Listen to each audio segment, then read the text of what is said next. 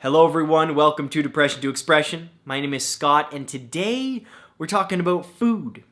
How food affects mood. These top 10 foods that I'm encouraging you to research and to incorporate into your diet. Ask your doctor, again, do more research. I'm not a nutritionist, I'm not a doctor. I'm just a guy who reads a bit, experiments with his body and tries new things to make himself feel better. That's all I do, that's it. Now, this channel is all about attacking depression and anxiety from every possible angle, seeing what works, seeing what doesn't, throw away the fluff, and keep all the good stuff. That's what this channel is all about. I'm not saying you're going to eat these 10 foods and feel better right away, and that's put all your eggs in one basket, I'm just going to work on my diet, then that's it. No. It's not the way I've experienced depression, anxiety, and managing symptoms. It's more attacking from every angle. I'm going to try these different foods, maybe a few, maybe one, two, see how I feel. But alongside that, I'm going to do some therapy. And then how about some medication? And then how about some exercise and then meditation on the side? Attack it from all angles. This isn't the be-all, end-all, okay? These foods are just to spark some ideas for you to do some more research and think about your diet. That's it, all right? Top 10 foods I'm encouraging you to try. 3, 2, 1, go. Number 1, whole grains. Now there's already going to be debate in the comments. Scott, whole grains, isn't that gluten? Gluten's bad for you, isn't it? If you're celiac, yes. Like allergic to gluten, yes. And there's all these published books about how gluten and wheat, you know that book, The Wheat Belly? About how wheat destroys your brain and eats away at your neurons and makes you gain weight. Well, yeah, I could see gain weight because it's full of carbs, and if you don't exercise, yeah, it just turns into fat. But just hold on, okay? Just hold on. Anything from porridge to brown rice to rye bread. The thing about whole grains is that they have vitamin B6, B12. Now, B12s have been studied and proven at some degree to help with depression. Okay, so that's one thing. And vitamin B9. The great thing about whole grains, guys, is they have a low glycemic index. Meaning, if you're going to have bread in the morning, it's not going to spike your blood sugar levels like, say, a can of Coke does or a glass of orange juice. Okay, the lower glycemic index means you're going to feel fuller for longer, and think of just energy trickling through your blood throughout the day. So you stay full and you have that energy to maintain brain function. What happens when you drink a glass of orange juice, which a glass of orange juice can be like 7 oranges squeezed in there. That's a shitload of sugar. It doesn't matter if it comes from an orange. And it's going to rocket that blood sugar level. You're going to feel, oh my God, jolt, and then you're going to crash. Great thing about whole grains, low glycemic index, meaning you get sustained energy throughout the day. It just trickles in your bloodstream. It's a beautiful thing. Number 2, quinoa, spelled Keenwah.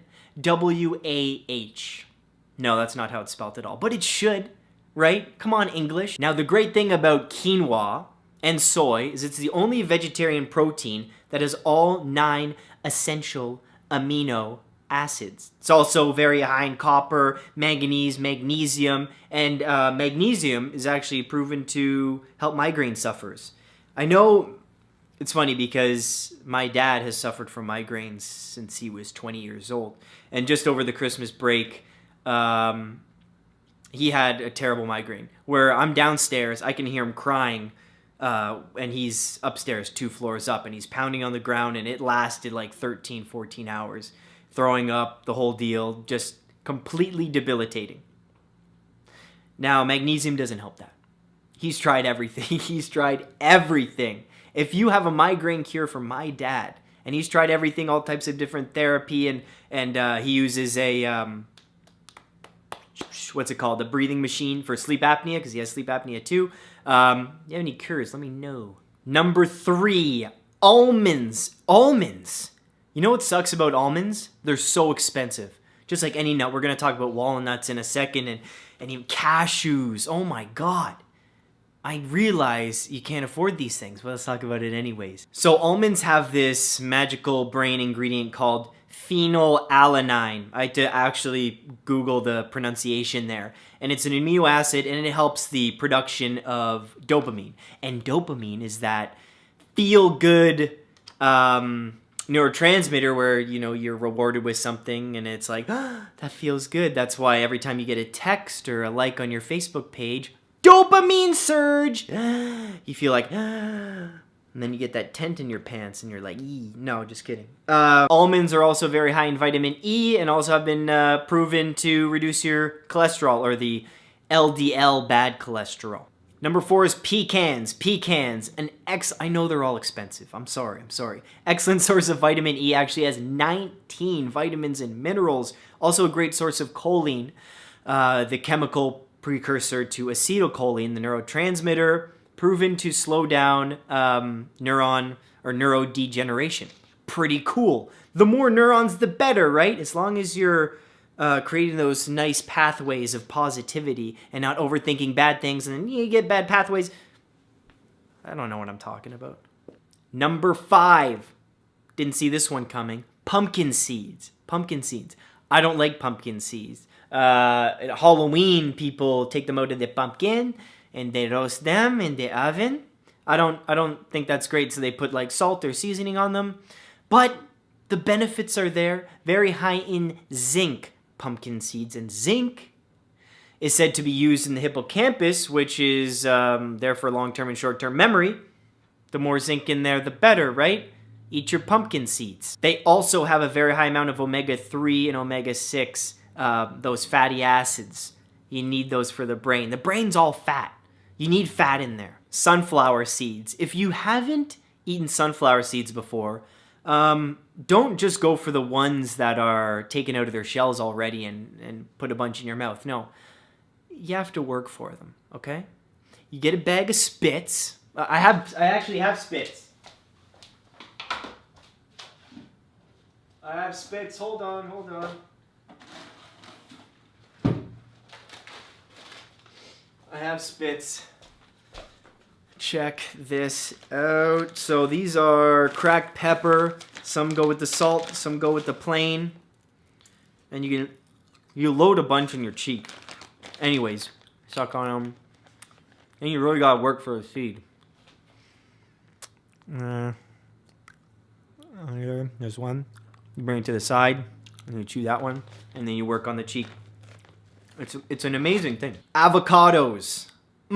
They are delicious. I love putting them in salad. People do the toast and then cream cheese and avocado. That's disgusting. Or am I getting that mixed up? Anyways, I just have them in like salads. You can eat them on their own. You can put them in a smoothie. Delicious. Yes, expensive. Yes, they are expensive. Everything that's good for you is expensive, and the price of food, at least in Canada, is increasing. Fresh food is increasing, fresh produce. Government, you gotta do something. You got to. Farmers, excellent job. Keep doing what you're doing. But like, you want to eat healthy, and it's very hard to do so. Anyway, so avocados, very high in unsaturated fat, which increases blood flow, decreases blood pressure, great for hair health, skin health. And I actually wrote this down because I don't know how to exactly pronounce this. But the Aztecs named the avocado tree Ahuacatl, Ahuacatl, Ahuacatl, or in English, testicle tree. And they named it that because avocados increase your libido.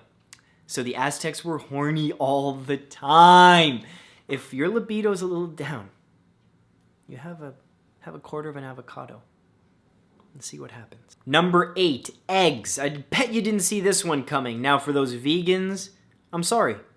I am sorry. And eggs are not essential. Just like all meat and animal products aren't essential.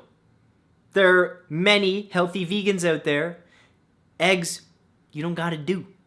Okay? Fish, you don't have to do. You just have to supplement and get your omega-3s and protein and vitamins elsewhere. Okay? But eggs, also high in choline, which we talked about, tryptophan, which we also talked about, has every B vitamin, and high in protein. And protein is essential for muscular growth and brain development, and we all know that. And number 9, green tea. Cannot stress this enough. If you don't like the taste of green tea, you can learn to love it. You can. You can force yourself to eat foods and then finally like it. That's what I did with olives. I hated olives. I ate one a day for like 3 weeks. Now I love olives. It's interesting, right? You can do that. Try it with green tea. Try it. What I do with green tea is I steep it for so long that it gets bitter. And I love that bitter taste. And after I have a cup, I actually am more thirsty after drinking it than before. But I love green tea. The cool thing about green tea, it has antioxidants called polyphenols, which actually regulate your glucose levels and increase dopamine. And we talked about dopamine, how that's that reward neurotransmitter. Get a text, well, this time, have a sip of green tea. Feel good. Feel real good. All right? Try green tea. If you don't like the taste at first, try putting in a bit of honey. Put a bit of honey in there and see how you like it. Number 10, last but not least, dark chocolate. Can you believe it? Can you believe it? Now, just let me read this here that I printed off. Again, doing a bit of research. I'm doing research for all of you. Thank you for supporting the channel. Thank you. The cocoa bean was revered by the Mayans and Aztecs as its scientific name, Theobroma cocoa. Means food of the gods. That's amazing. Very cool. Now, this is interesting. There's magnesium, a lot of magnesium in dark chocolate. 50% of people in industrialized countries, meaning US and Canada, are magnesium deficient. I don't know about that. Obviously depends on your diet, but 50% of people magnesium deficient? That's a little hard to believe.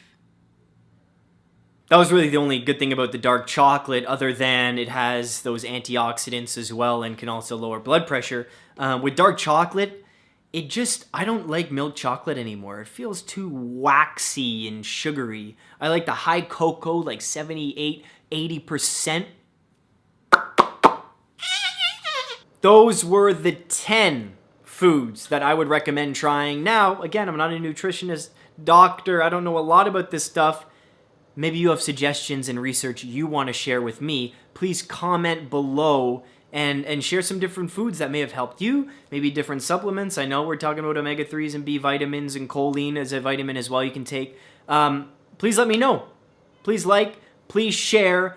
Again, the point of this channel, it's sharing, man. Sharing is caring. It's all about spreading the word of mental health, helping each other through tough times, helping us feel better, be more content with our lives. A lot of that's psychology with the food. Some of it's diet and biology. That's what it comes down to. Brain chemistry, things like that. So let's be nice to each other in the comments. Have an awesome day. Don't forget to subscribe. Take care.